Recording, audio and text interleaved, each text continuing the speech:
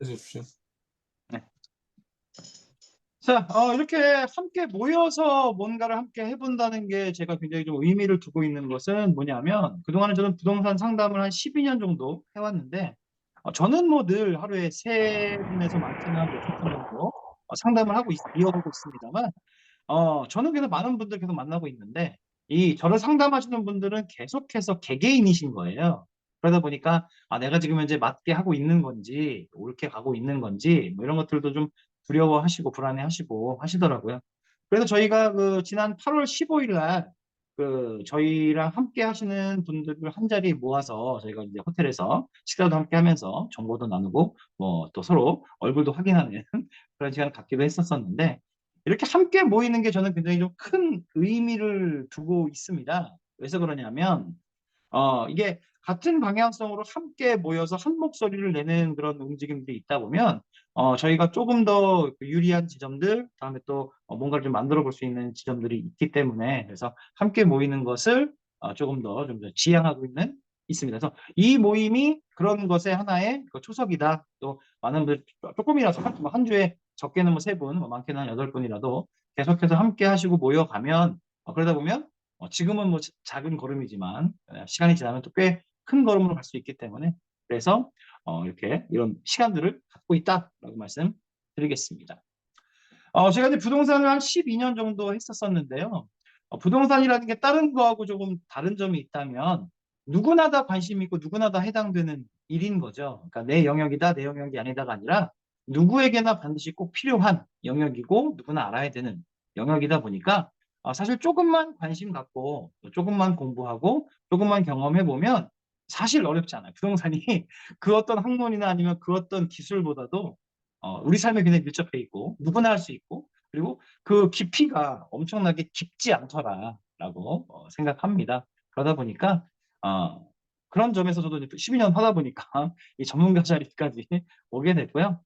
다음에 이제 부동산이라는 것은 결국은 이제 이걸 뭔가를 예측해내는 일인데, 그러니까 오늘을 살아가는 것도 아니고 과거를 사는 것도 아니고, 부동산 투자는 미래에 대한 투자이잖아요. 미래를 예측해내야 되는데, 부동산이라는 건 너무나 쉽고도 감사하게 계속해서 역사가 반복됩니다. 그러니까 계속해서 반복이 돼요. 그러다 보니까 과거만 알면 미래를 어떻게 반복되었더라 이것만 알면 미래를 충분히 예측해 나갈 수 있다. 그래서 미래를 예측하면 결국 그게 돈이 되거든요. 그런 점에서 매우 쉽고 재미있는 그런 그 일이 아닌가라고 생각을 해봅니다.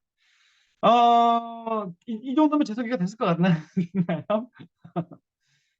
지금 현재 저는 유튜브 원대한 TV를 운영 중에 있고요. 기존에 유튜브, 부동산 유튜브들 많잖아요. 근데 기존에 부동산 유튜브하고 좀 차별성이 있다면, 저는 뭐 구독과 좋아요, 뭐 알람 설정 이런 거 요구하지 않고요. 그다음에 뭐 실버 버튼, 뭐 골드 버튼 이거 전혀 연연하지 않습니다. 왜냐하면 유튜브를 통해서 돈을 버는 것에 목적을 두고 있지 않아요. 그러니까 유튜브 자체도 그냥 정보를 주고받는 건데, 이 정보라는 것 자체는 나만 알고 있고 또 최신이고 이래야지 가치가 있지. 누구나 다 아는 정보이고 누구나 다 들은 정보이면 내가 들은 정보가 막차고 내가 그 정보대로 따라가는 순간 시장 분위기는 바뀌어 버립니다. 그렇기 때문에 뭐 몇십만 명의 구독자를 가지고 계신 분들, 뭐 조회수가 뭐 몇백만 나오시는 분들, 이 얘기하는 정보는 이미 개나 소나 닭이나 다 알고 있는 정보고 정보로서의 가치가 없습니다. 다음에 또 그분들이 또 따끈따끈한 이야기 뭐 이런 거를 하기에도 또 어려움이 있죠. 그래서 저희 채널 같은 경우에는 저랑 실제로 지금 이제 오프라인으로 처음 하고 있고, 온라인으로 만나서 거래하고 상담했던 분들과만 소통하는 창구예요. 그래서 일반적인 이야기는 좀 오픈해놨지만 고급 정보들은 멤버들에게만 비공개로 해서 멤버들에게만 전달하고 있고요. 그래서 지금 현재 구독자 수는 한 3천 명 정도, 이 정도 해서 우리끼리만 가고 있는 그런 채널이다라고 보시면 될 것 같습니다. 이제 오늘 주제죠. 오늘 주제는 위기가 곧 기회다라는 거죠. 그래서 그 기회의 찬스를 어떻게 한번 잡을 것이냐라는 것에 대한 대박 정보를 말씀드리겠다라고 말씀 좀 드렸는데요. 위기가 기회다라는 이야기들은 아마도 살면서 많이 들으셨을 겁니다. 그리고 그게 부동산에 가장 크게 적용되는 그런 거다라고 볼 수 있겠죠. 아까 전에 잠깐 제가 인사 말씀에도 말씀드렸습니다만 우리가 그 부동산의 역사를 통해서 위기가 기회로 바뀌는 순간들을 많이 봤죠. 심지어는 너무나 감사하게 부동산 위기가, 그러니까 경제 위기가 돈으로, 특히 부동산에서 성과로 입증되었던 사례를 가지고 영화가 나왔었죠. 영화가 있죠. 그 영화는 김혜수, 유아인 주연의 국가부도의 날이라는 영화입니다. IMF 때의 모습을 다뤘던 영화죠. 거기서 이제 뭐 김혜수 같은 경우에는 최대한 IMF를 막아보려고 노력하고 경제 위기를 막아보려고 노력하는 입장이었다면 유아인 같은 경우에는 자기 투자자들을 대상으로 해서 많은 자산들을 다 처분시키고 그걸 가지고 전부 다 부동산 투자를 시키죠. 그래서 그걸 가지고 돈을 버는 그 내용들이 나옵니다. 위기를 기회로 잡는 그런 역할이었죠. 그 영화가 뭐 내용적으로는 크게 재미있었는지 없었는지는 모르겠습니다만 어쨌든 최대한 사실에 가깝게 만들려고 노력을 했고 실제 사실이기도 하고요. 제 선배님들 같은 경우에도 뭐 1997년 IMF 때 돈을 버셨던 분들 많이 있으시고요. 다음에 또 저 같은 경우에도 2008년 외환 위기 때 부동산으로 돈을 버는 사례들을 직접 목도했습니다. 그다음에 부동산은 사이클이 있어요. 역사가 굴러가서 반복이 되는데 역사는 계속해서 반복이 되는데 이 부동산 사이클은 짧게는 10년에서 길게는 한 14년을 주기로 계속해서 돕니다. 이 1997년 IMF에서 11년이 지난 즈음에 2008년 외환 위기가 왔고요. 2008년 외환 위기에서 14년이 지난 현재 2022년 현재 고금리로 인해서 또 장기적인 경제 침체로 인해서 또 IMF 때 현금을 많이 살포한 것에 의한 반작용으로 현재 또 경제 위기가 이제 와 있는 상태입니다. 자, 그러면 현재 이게 위기냐 아니냐, 그다음에 또 현재 이게 어느 지점에 와 있느냐 이거를 보려면 정사이클로, 물론 사이클대로 돌아가는 역사는 정사이클로 돌아갑니다만 이거를 반대로 한번 되짚어 보는 것도 매우 유의미한 일이다라고 생각을 합니다. 그렇다고 치면 지금 현재의 상황, 정확히 언제부터 시작됐냐면 2022년 6월부터 시작이 됐어요. 그래서 미국이 금리를 엄청나게 올리기 시작하면서 우리도 따라 올리면서 빅 스텝을 넘어서 자이언 스텝, 그다음에 또 울트라 스텝 뭐 이런 것들 처음 듣는 용어들 많이 나왔죠. 자, 그래서 현재 그 고금리 상황이다 보니까 그래서 부동산 시장에 다 얼어붙어 있는 현재 상황, 상황이 그렇죠. 그렇다고 친다면 요 앞번 상황은 어땠느냐, 요 앞 상황은 어땠느냐를 한번 되짚어 보도록 할게요. 2022년 5월이죠. 2022년 5월과 2022년 6월의 분위기는 180도 달라졌습니다. 그러면 2022년 5월 그때 상황은 어땠느냐? 그리고 2022년 5월부터 그 상황은 언제부터 시작된 상황이냐? 약 1년 반에서 2년 정도 전부터, 그러니까 2022년 5월부터 2년 전부터 해서 반복돼 오던, 그러니까 그때 시작됐던 상황이 2022년 5월까지 이어졌죠. 그러면 우리의 기억력을 한번 되짚어서 2022년 5월 이전에는 어떤 분위기였는지 한번 다시 생각해 볼까요? 자, 그때 뉴스를 보면 항상 어디가 어기 올랐네, 어디가 어기 올랐네, 계속해서 오르고 올랐고 부동산 가격이 미쳤었죠. 그리고 2022년 5월 이전 4월, 3월에는 대통령이 현재 윤석열 대통령이 아니었습니다. 문재인 대통령이었죠. 그리고 문재인 대통령이 처음 그 정권을 잡고 84%의 지지율을 가지고 잡고 거의 마지막까지도 지지율이 거의 떨어지지 않고 꽤 높은 지지율을 가지고 있었어요. 그런데 그 문재인 정권이 바뀌게 된 가장 큰 이유, 그리고 문재인 정권의 그 인기를 깎아먹은 가장 큰 이유는 단 하나죠. 바로 부동산 정책의 실패.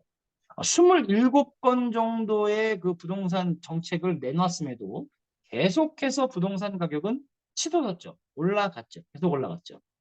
그랬던 분위기가 바로 2022년 5월 이전부터 2년 전부터 현재까지 그 정도까지 금액이 계속해서 올랐다. 자고 일어나면 오르고 자고 일어나면 올랐었다. 부동산이 미쳤었다라고 말씀드릴 수 있습니다. 자, 근데 이거는 갑자기 일어난 현상이 아니라 10년 전에도 그랬고요. 20년 전에도 그랬습니다. 이게 정권과 상관없이 부동산의 사이클 중에 하나. 그러면 현재 부동산 시장이 얼어붙어 있는 현재를 이름하자면 어떤 이름이냐? 바로 침체기입니다. 부동산 침체기가 현재 모습이고요. 다음에 그 앞번 단계는 뭐였냐? 바로 과열기였죠. 과열기고 폭등기였다고 볼 수 있겠습니다. 그래서 부동산 시장이 과열되고 부동산 시장이 폭등되면 그 뒤에는 어떤 일이 날까요? 그거보다 더 큰 뭔가 에너지가 생길까요? 그거보다 더 큰 폭등이 올까요? 그렇지 않고요. 반드시 하락장이 옵니다. 늘 그래왔습니다. 10년 전에도 그랬고 20년 전에도 그랬습니다. 그래서 부동산 침체기는 반드시 부동산 과열기 이후에 오는 현상이다라고 이해하시면 되겠습니다. 그럼 부동산이 과열되기 이전에는 어땠을까요? 부동산 과열되기 이전에는 바로 소문이 납니다. 확산이 돼 분위기가. 누가 얼마를 벌었다 하더라. 어디가 얼마큼 올랐다 하더라. 그러면 우리의 뉴스를 좀 더 기억해 보면 마용성이 어떻다더라. 수용성이 어떻다더라. 라는 정보들이 언론을 통해서 나왔습니다. 어디가 뜬다더라. 이런 하더라 하는 소문들이 퍼지기 시작하죠. 그게 바로 확산기입니다. 이 확산기는 실체가 없이 그냥 소문만 퍼지는 게 아니라 실제로 돈을 벌었던 사람들이 생기고 돈을 벌었다는 사람들의 소문이 퍼지고 이러면서 확산이 오는 거거든요. 이 확산이 확산되다 보면 과열이 되는 거고 과열이 되다 보면 침체가 오는 거죠. 자, 그렇다면 이 확산기 이전에는 무엇이 올까요? 확산기 이전에는 바로 성장기가 옵니다. 그래서 부동산 가격이 쭉 올라가면 탄탄하게 어디가 왜냐면 정부라는 건 정부의 경제 정책은 통화 정책과 부동산 정책 이 두 가지가 가장 큰 꼭지거든요. 그중에서 실물 경제에서는 바로 부동산이 차지하는 영향이 매우 큽니다. 그러다 보니까 늘 신도시를 만들어야 되고 늘 뭔가 새로 개발을 해야 되죠. 그럼 신도시는 도대체 왜 자꾸 만드느냐? 인구수는 자꾸 줄고 있고, 다음에 앞으로 집들은 탱탱이 남아돌 텐데 무엇 때문에 왜 자꾸 신도시를 만들까요? 왜서 그러냐면 LH공사는 도시를 개발하는 하나의 부서죠. 그거와 따라 LH가 이제 어디를 어떻게 개발되고 어떻게 어느 구역을 나가서 여기 주택을 만들고 여기에는 뭐 이제 중심 상업지를 만들고 여기는 업무 지원 시설을 만들고 이런 계획들을 보통 하나의 도시를 만드는데 20년 전부터 준비해서 만들어가고 그림을 그려요. 그리고 그거에 만들면 정부만 있는 게 아니라 그걸 뒷받침해주는 건설사들, 시행사들, 그다음에 토목회사들이 있잖아요. 그거에 하나 시장이 있고 다음에 대한민국에서 제일 중요한 게 1974년부터 만들어진 바로 지하철. 이 지하철이라는 것도 하나의 시장이거든요. 거기에 지하철을 건설하고 만드는 그 기술력. 이 기술력이 국내에서만이 아니라 국내에서 갈고 닦아진 기술력으로 전 세계로 수출이 되는 이런 또 하나의 시장이거든요. 그렇기 때문에 다 만들어 더 이상 만들 게 없다. 신도시 더 이상 만들 필요가 없어. 끝 하게 되면 건설회사, 토목회사, 뭐 다음에 이런 회사들, 다음에 철도 만드는 회사들 다 망하는 거거든요. 또 하나의 시장이기 때문에 계속 뭔가를 지을 수밖에 없어요. 자, 지금 현재 한때 부동산 시장을 좌지우지했던 컨텐츠가 바로 GTX죠. GTX에서 GTX A 노선, B 노선, C 노선 이래서 부동산 가격이 많이 치솟았고 그랬다가 현재 거품이 빠지고 있는 뭐 이런 상황이긴 합니다만 이번 대권, 그러니까 이제 얼마 전에 있었던 대선을 기억해 보시면 후보들이 GTX D, E, F 노선까지 만들겠다라는 공약들이 모든 당에서 다 있었습니다. 자, 그런데 한 가지 이상하지 않으세요?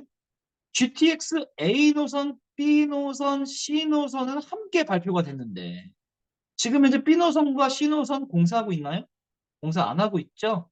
지금 현재 GTX A 노선만 공사를 하고 있고 완공을 이제 얼마 앞으로 앞두고 있습니다. 이제 눈에 띄게 공사하고 있죠. 다니시다 보면 GTX 공사하고 있구나 라고 하는 것들 보실 수 있잖아요.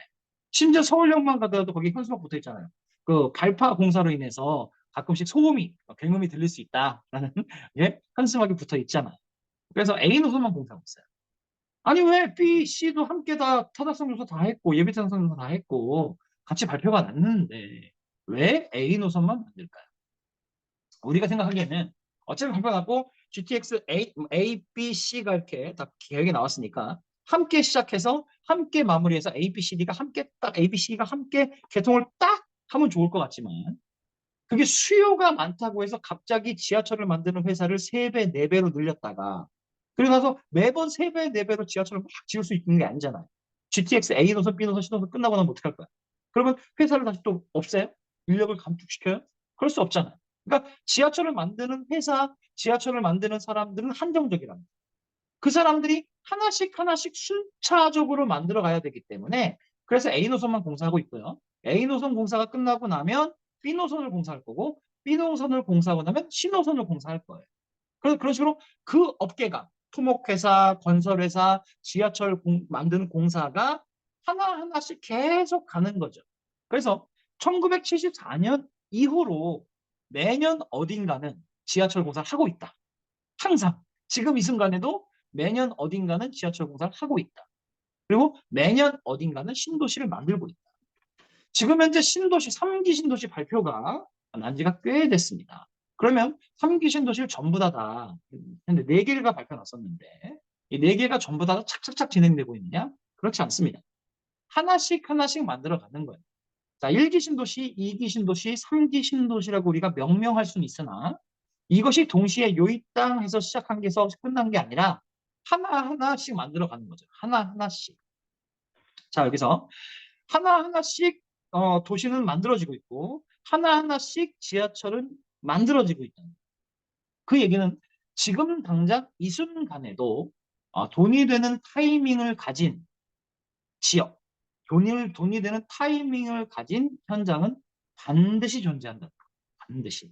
그게 확산기든 과열기든 침체기든 반드시 어딘가는 무언가가 달라지고 있다.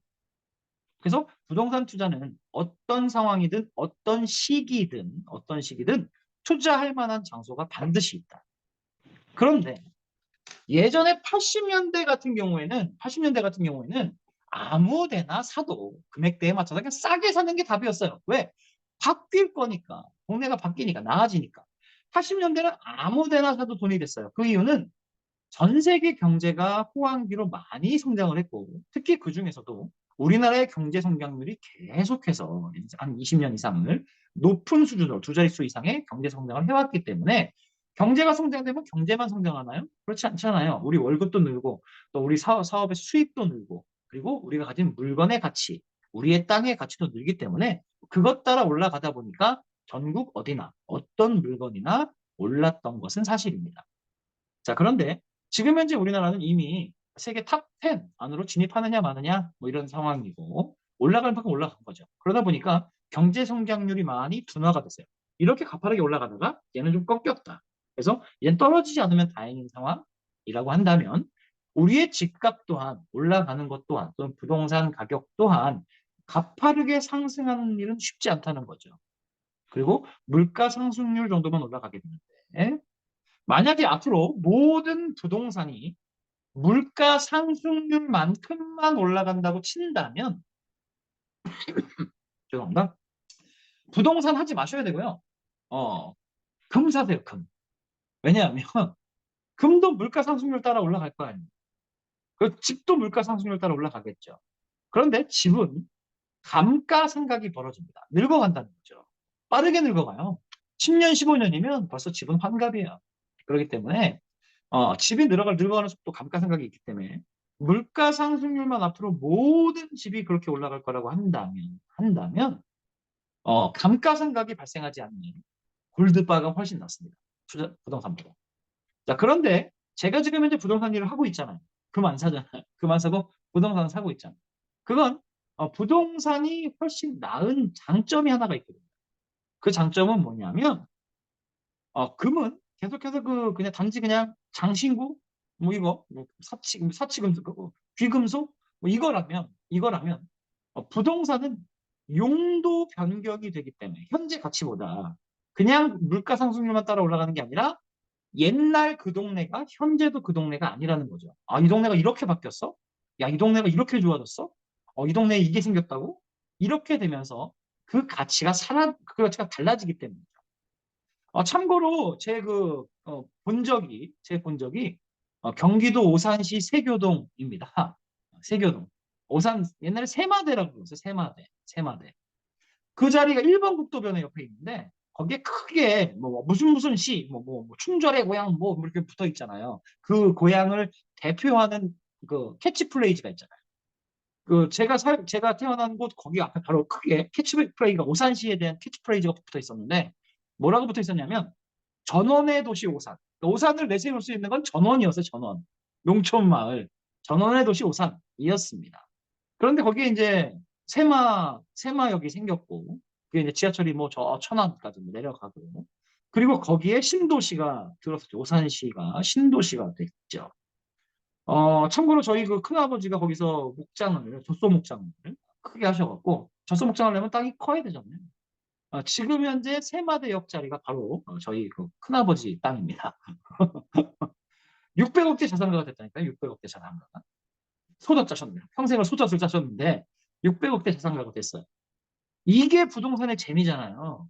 땅이 더 이상 목장이고 전원의 도시가 아니잖아요. 동네가 달라지잖아요.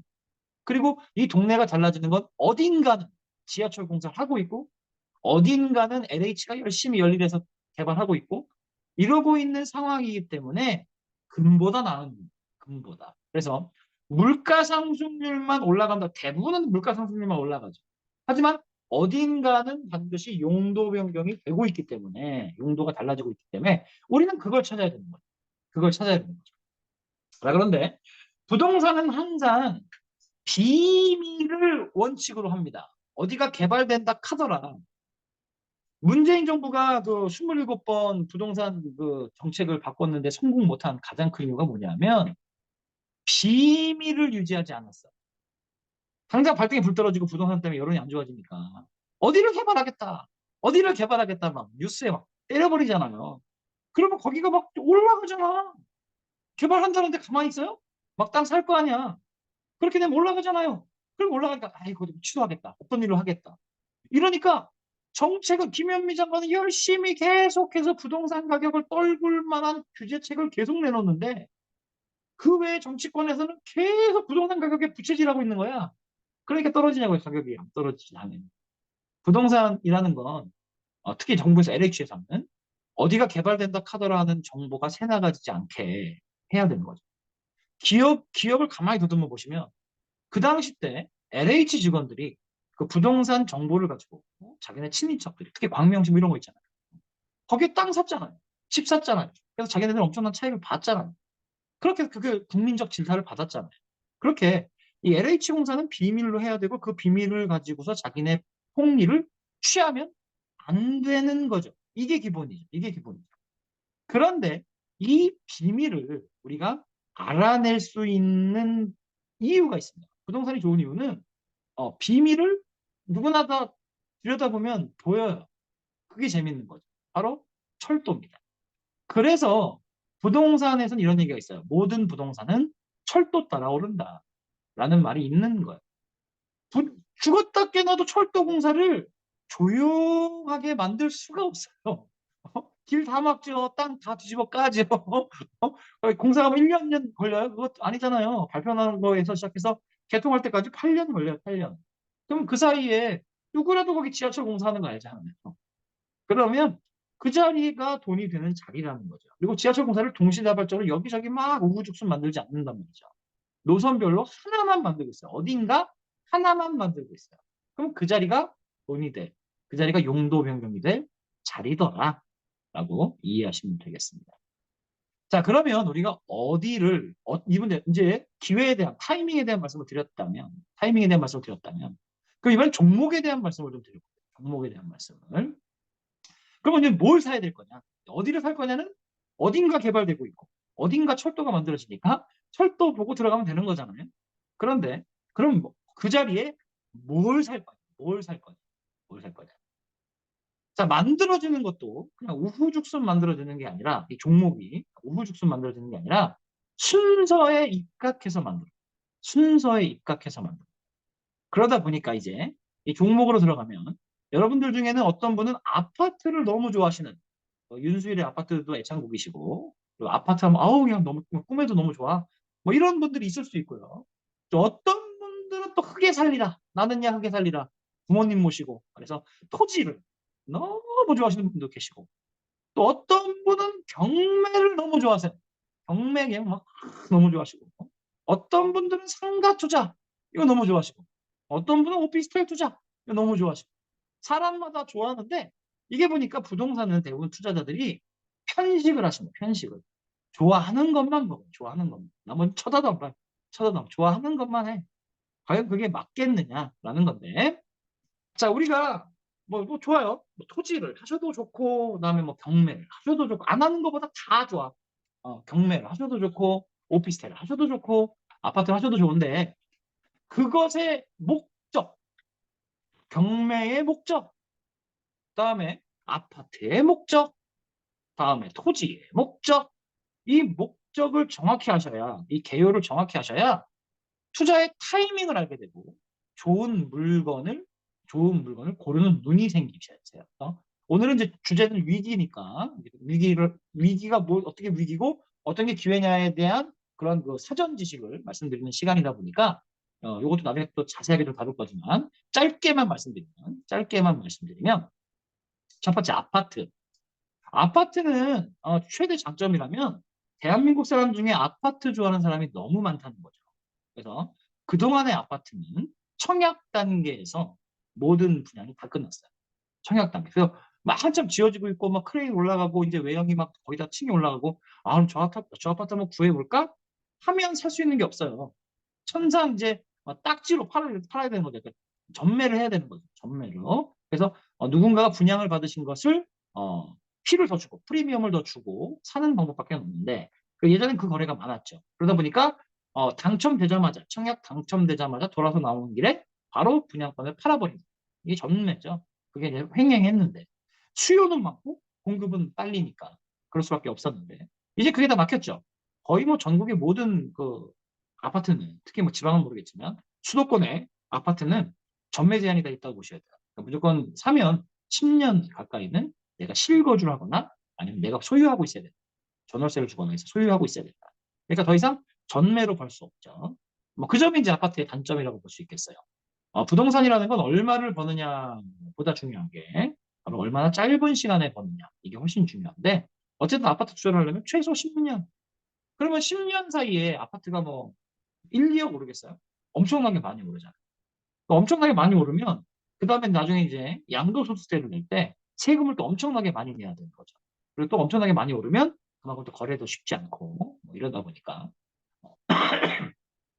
아파트가 물론 들어가기도 힘듭니다만 청약받고 들어가는 것도 힘듭니다만 그것을 처분하고 빠져나오는 것도 힘들다. 그러니까 이제 아파트는 실제 실거주, 거주의 편의성으로 보는 게 맞지 않나 뭐 이렇게 생각을 합니다. 아파트는. 자, 다음에 토지에 대한 얘기를 해볼까요? 토지.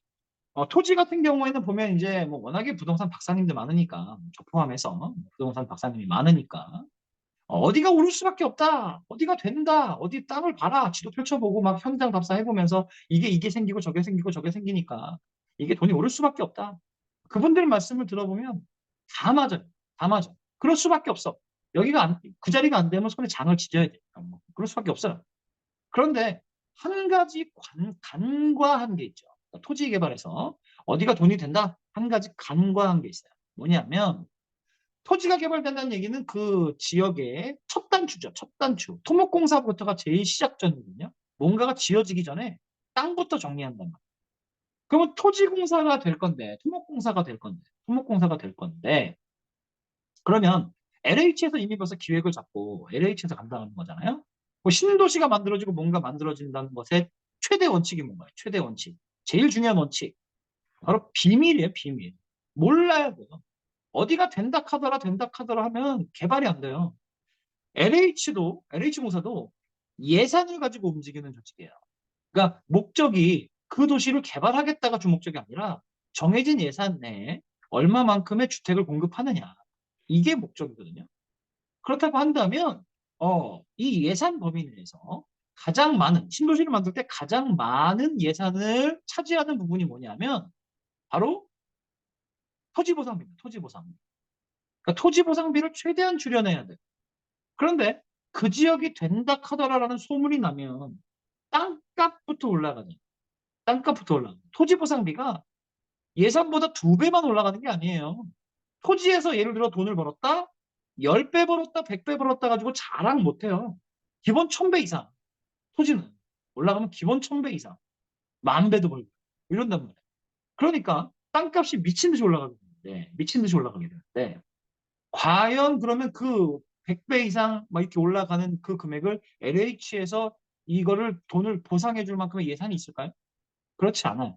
차라리 길을 더 뚫고 그다음에 고속철도를 더 놓고 산을 뚝 뚫고 늪을 메우고 토목공사를 물을 빼내고 이렇게 해서 싼 땅을 넓게 확보하는 게 훨씬 더 유리해요. 그러다 보니까 그 누구도 예상하지 않았던 그 누구도 예상하지 않았던 자리에 뭔가가 들어섭니다. 그래서 여기가 이렇게 달라졌다고? 이게 되는 거야.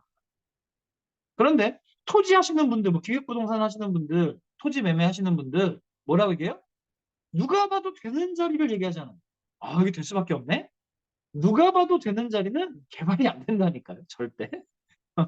누가 봐도 되는 자리는 안 돼요. 여기가 이렇게 됐다고? 이런 자리가 된다면. 그렇기 때문에 만약 여러분들이 토지가 좋으시다 한다면 누가 봐도 예상하지 않는 자리. 아, 보세요. 제가 어린 시절에 그 서울에서 절대 개발 안 될 거라고 여겼던 자리가 바로 상암동이에요. 난지도 쓰레기 매립장. 그 자유로 타고 가다 보면 쓰레기가 그 산만큼 보였다니까요. 야, 그래서 저 쓰레기 어떡하지 저거? 이렇게 서로 자꾸 커져 나가는데 쓰레기 어떡하지? 이랬잖아요. 그거를 흙으로 덮어갖고 공원으로 만들지 누가 알았어요? 그걸 한다니까요. 왜? 거기가 땅이 싸니까. 토지보상비 하는 것보다 쓰레기산 덮고 하늘공원, 노을공원 만드는 게 더 싸다니까요. 그렇게 만드는 게 토지. 그래서 누가 그 난지도가 그렇게 개발될지 누가 알았어요. 그래서 토지는 누구도 예측 못한다. 그렇기 때문에 토지는 조상 3대의 공덕을 쌓아야 4대의 돈을 버는 겁니다. 그래서 토지 원하시는 분들, 막 토지 하지 말라는 얘기 아니에요. 토지 나쁘다는 얘기가 아니에요. 토지를 한다고 치면 내가 내 때에 되면 좋고, 왜? 되면 100배 버는 게 아닙니까? 1000배, 10,000배 버니까. 나 때에 되면 좋고, 나 때에 안 되면 내 자식이 버는 거고, 내 자식이 못 벌면 내 손주가 버는 거고, 내 손주가 못 벌면 내 증손주가 버는 거예요. 그러니까 조상님 덕으로 내가 좀 돈을 벌었습니다. 우리 저 큰아버지 목장, 큰아버지가 산 땅도 물론 있지만 대다수는 선산이에요. 조상덕이란 말이에요. 조상덕. 600억 자산가가 되신 게 조상덕이거든요. 그래서 그런 마음으로 하시는 거예요. 그런 마음으로. 그런 마음으로 토지를 하시는 거다. 그러면 목적은 정해졌잖아요. 이거는 후대를 위한 거다. 크게 먹을 수 있지만 후대를 위한 게 토지다라고 한다면 어떤 자금으로 해야 되겠어요? 바로 진짜 남는 돈. 내 대에 쓰다 남는 돈. 충분한 여유 자금. 얘 없어도 돼. 하는 돈으로 묻어두는 거예요. 장기가. 되면 크게 보니까. 지금 싸니까. 그러면 최대한 싼 땅. 최대한 저렴한 땅을 사는 거예요. 제가 여담으로 하나를 좀 말씀드리면 속초에 그 청초 엑스포절 있잖아요. 청초호. 그 옆으로 뭐 부영아파트 시작해서 그 속초 시내 신도시 만들어졌잖아요. 그 청초호가 옛날에 늪지대였습니다. 늪지대. 속초에서 제일 큰 부자. 속초에서 제일 큰 부자. 현재도 제일 큰 부자예요. 그 양반이 옛날에 뭐 했던 분이냐면 넉마하셨던 분이세요. 그저 바구니 큰 거 뒤에다가 쥐고 쓰레기 주스러 다니시는 분 있잖아요. 그거 하신 분. 근데 그 양반이 이게 땅에 대한 한이 있었던 거야. 땅에 대한 한. 그래서 나도 내 땅을 가지고 싶다. 근데 이 넉마 해갖고서 땅 살 돈을 언제 모으냐? 못 모으잖아. 그러다 보니까 넉마에서 돈이 생기면 그냥 이 사람은 투자 개념이 아니라 그냥 땅을 갖는 게 소원이니까. 그래서 제일 싼 땅을 속초에서 제일 싼 땅을 산 거예요. 이 제일 싼 땅이 어디냐? 늪지대. 농사도 못 짓고 버려진 땅이죠. 그러니까 사람들이 바보라고 해서 저 사람 바보 아니야? 정신병자 아니야? 그 쓸모도 없는 그 땅을 왜 사는 거지? 이 사람은 꾸준히 10년, 20년, 30년 넉마해서 늪지대 사고 넉마해서 늪지대 사고 꾸준히 조금씩 산 거예요. 거기가 속초에서 제일 금싸라기 땅이 됐어요. 땅은 이런 거예요. 그래서 그렇게 하시는 거, 토지는 그렇게 하시는 거다. 자, 다음에 지식산업센터 좋아하시는 분들 계셔. 지식산업센터. 이 지식산업센터, 그다음에 생활형 숙박시설, 뭐 그다음에 오피스, 뭐 모두가 다 한 가지 단어로 정리가 가능해요. 수익형 부동산이라고 볼 수 있는데 수익형 부동산의 대표 주자가 바로 오피스텔이죠. 근데 아시다시피 요즘 오피스텔 재미있나요? 재미없잖아요. 100세대 미만이거나 왜냐하면 전매가 100세대 미만이어야 전매가 가능하니까 수익형 부동산은 이게 오랜 기간 쭉 묻어놨다가 10년, 20년 뒤에 꺼내는 게 아니에요. 얘는 수익형 부동산은 눈 굴리듯이 계속 굴려야 되는 종목이에요. 왜냐하면 아파트는 거주잖아요. 아파트는 거주니까 고치고 보수하고 아끼고 못하나 박을 때도 이걸 박어 말어 하다가 막 박잖아요. 그래서 그만큼 아끼면서 하다 보니까 얘가 조금 그래도 좀 사용 연한이 긴데 이 수익형 부동산들은 다 임대로 대부분 다 월세 수익 받고 뭐 하는 거잖아요. 그러니까 내가 쓰는 게 아니잖아. 오래 살아야 2년 사는 거잖아. 그러니까 막 쓴단 말이에요. 그러니까 감가상각이 더 커지죠. 그러다 보니까 더 빨리 늙어요. 그래서 얘를 10년 가지고 있다, 20년 가지고 있다. 그러면 내가 산 돈 그냥 깎아먹고 있는 거야. 재살 깎아먹게 하는 거야. 그러다 보니까 최대한 좀 회전을 빨리 가져가야 돼. 회전을 빨리 가져가는 게 그래서 수익형 부동산인데 오피스텔이 전매가 안 되죠. 아까 전에 말씀드렸던 제가 모든 부동산은 철도 따라 오른다. 이 명제는 첫 번째 명제가 아니라 두 번째 명제예요. 두 번째. 그럼 첫 번째 명제가 존재하겠죠. 이 첫 번째 명제가 뭐냐면 모든 부동산은 전매로 번다. 그만큼 시간을 번다라는 얘기인데 전매라는 건 분양을 받고 공사가 되는 가운데 입주해서 등기치기 전에 파는 게 전매잖아. 물론 전매자에 10년 있다는 얘기는 분양 받은 다음에 들어가서 10년까지 살아라라는 얘기긴 해서 전매 기간이 더 늘어나긴 했습니다만 원래 전매는 입주하기 전에 파는 거, 그러니까 분양권의 거래 이게 이제 전매란 말이에요. 그게 제일 돈을 버는 방법인데 시간을 제일 줄이는 방법인데 오피스텔은 이제 취득세도 포함되죠. 세금도 커지죠. 전매 제한 걸려있죠. 이러다 보니까 수익형 부동산의 장점 빠르게 회전한다로부터 벗어났기 때문에 매력이 없는 거예요. 빠르게 회전한다에서 벗어났으니까 매력이 없는 거예요. 그럼 앞서 말씀드렸던 지식산업센터, 그다음에 오피스, 그다음에 뭐 생활형 숙박시설, 얘는 수익형 부동산이긴 한데 뭐가 뭐냐? 대체 수익형 상품이에요. 뭘 대체하느냐? 오피스텔이 막혔기 때문에 오피스텔의 역할, 오피스텔로 돈을 버는 역할을 대체해서 한다 하는 게 바로 대체 수익형 상품이라고 보시면 됩니다. 자, 이 수익형 상품부터 보시면 이 수익형 부동산은 오히려 이게 금액이 싸니까 수익형 부동산은 저렴한 거는 한 2억대에서 뭐 비싸봤자 물론 강남에 뭐 17억짜리, 21억짜리 수익형 상품도 있습니다만 그걸 제외하고서는 일반 다른 데서는 뭐 비싸야 한 7억대, 뭐 8억대 뭐 이 정도에서 움직인단 말이에요. 그리고 그렇다고 뭐 2억이 필요하냐, 뭐 7억이 필요하냐, 8억이 필요하냐 그게 아니라 분양받는 거는 10분의 1의 가격만 있으면 되니까 계약금만 있으면 되니까 요즘은 또 많이 어려워져서 5%만 있으면 계약을 해주더라고요. 어쨌든 뭐 10%만 있으면 되는 게 정석이긴 하니까 10%만 있으면 되기 때문에 예를 들어 2억짜리 산다. 뭐 2천만 원만 있으면 되거든요. 2천만 원. 2천만 원이면 누구나 마음 먹고 저축하면 1, 2년이면 모을 수 있는 돈이고 만약에 내가 저축이 안 돼. 그러면 내가 열심히 직장 생활하고 신용 관리하면 신용 대출만으로도 2천만 원 생기기 때문에 누구라도 지금 당장 투자할 수 있는 거잖아요. 2천만 원만 있으면 돼. 그다음에 뭐 7억짜리를 한다고 치더라도 물론 처음 투자하시는 분이 7억짜리 사실 수는 없겠지만 7천만 원만 있으면 돼. 7천만 원. 뭐 이런 거 그러니까 수익형 상품의 장점이죠. 그러니까 전매가 잘 되고 전매가 되는 이런 물건이 좋은 기회가 되는 건데 이 수익형 부동산 같은 경우에는 정부하고 술래잡기다. 술래잡기다. 여러분은 도망가는 사람이고 정부는 술래 쫓아가서 여러분들을 터치하는 거죠. 터치하면 어떻게 돼요? 죽는 겁니다. 터치하기 전에 도망가야 돼. 그래서 지식산업센터. 참고로 저도 지식산업센터 투자와 지식산업센터를 분양하면서 돈을 많이 벌었어요. 언제? 3년 전까지. 3년 전까지 많이 벌었어요. 지금은 지식산업센터 취급 안 합니다. 제 고객님들 같은 경우에는 이미 지식산업센터 돈 버셨고 털고 나왔어요. 여러분들 부동산 관심 있어서 책 사보시면 이런 책이 있어요. 보라 색깔로 생긴 책인데 나는 아파트형 공장 투자로 100억 원대 자산가가 되었다. 제목이 좀 길죠. 나는 아파트형 공장 투자로 100억 원대 자산가가 되었다라는 책의 저자가 제 고객입니다.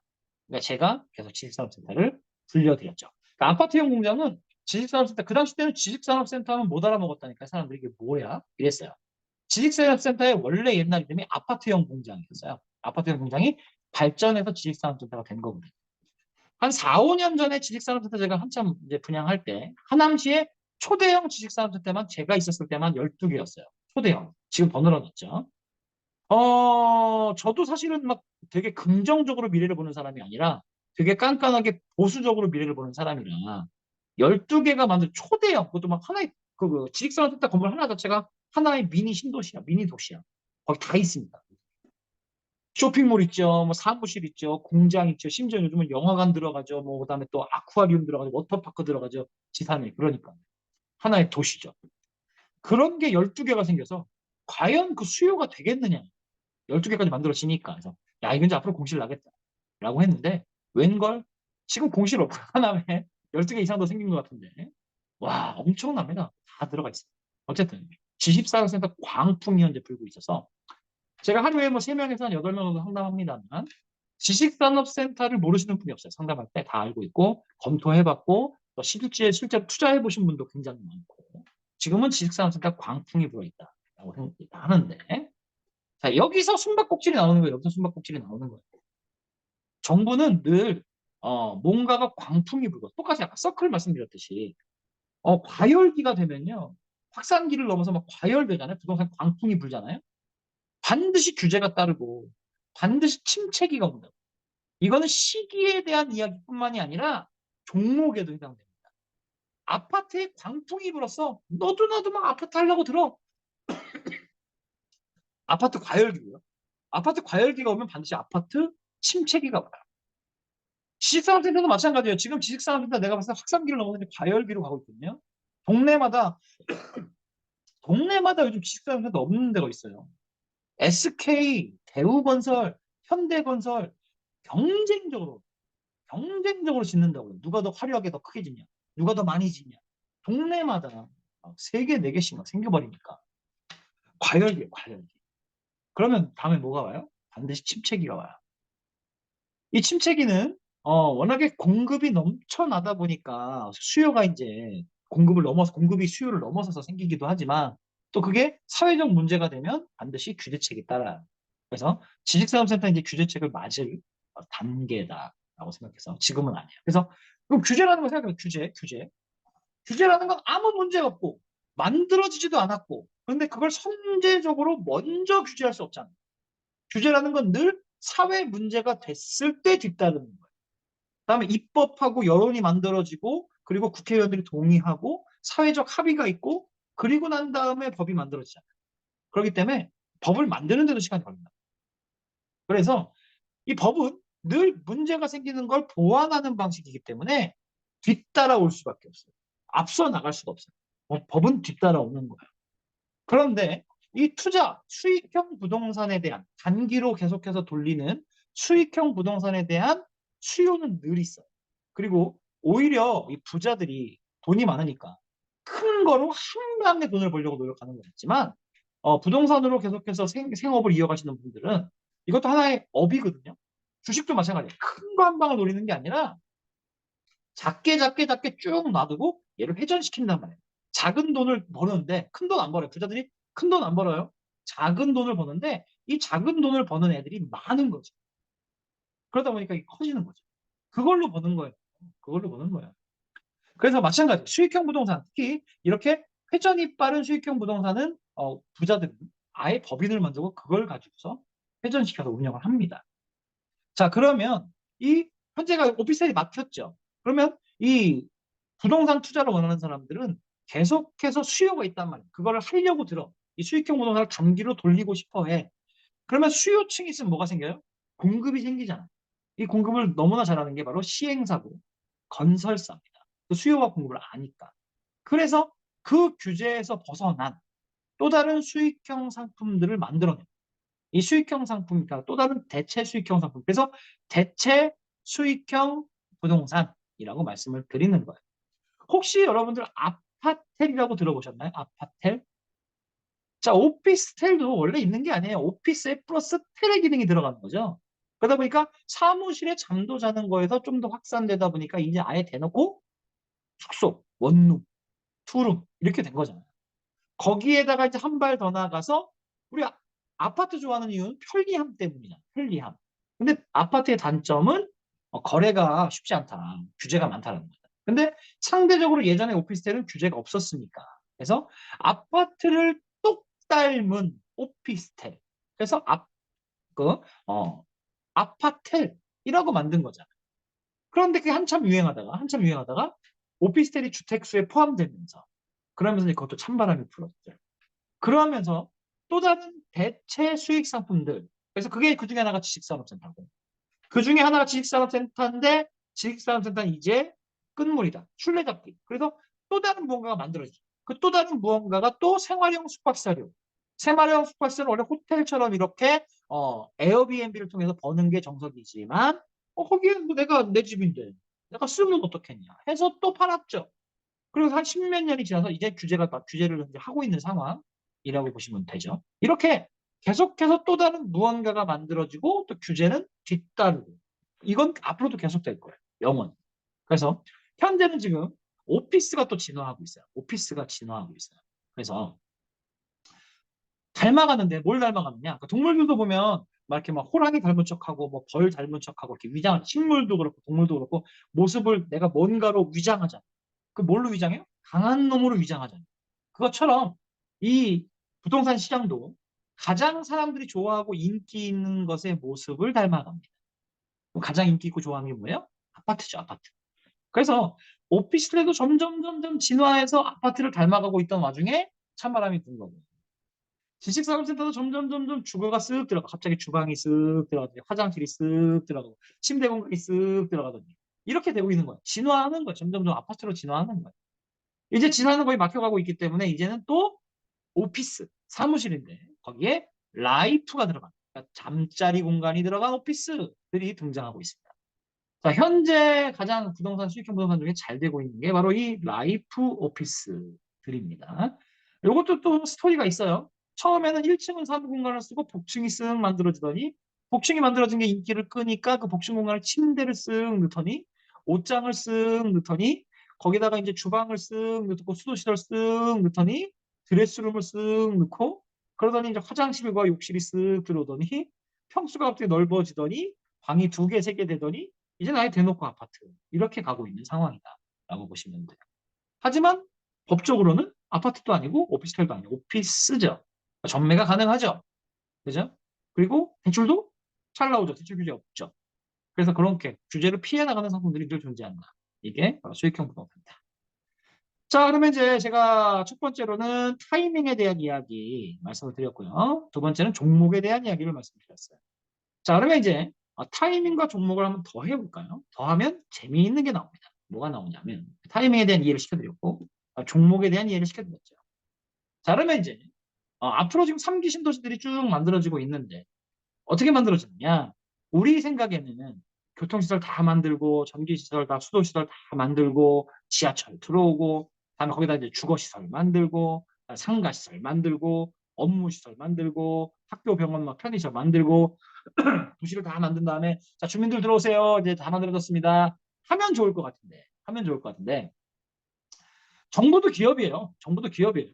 작은 예산으로 그러니까 최소의 비용으로 최대의 효과를 만드는 기업의 생리를 그대로 닮아 있기 때문에 건설 비용을 최소화 줄여야 된단 말이에요. 그래서 한 번에 이 하나의 도시를 A라는 도시를 만들 때 전체 예산을 다 가지고 움직이는 게 아니라 처음엔 토목공사 비용 가지고 그리고 토목공사가 다 이제 어느 정도 완성될 때도 아니야. 토목공사 중인데 자금을 회전시켜야 되잖아요.